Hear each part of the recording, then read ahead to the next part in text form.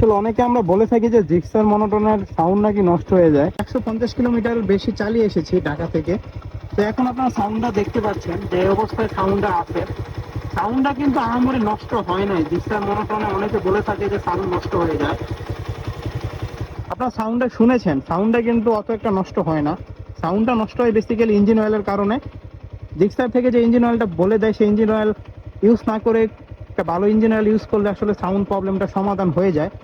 এই রিলেটেড একটা ভিডিও আমার চ্যানেলে আছে, আপনারা চাইলে দেখে নিতে পারেন।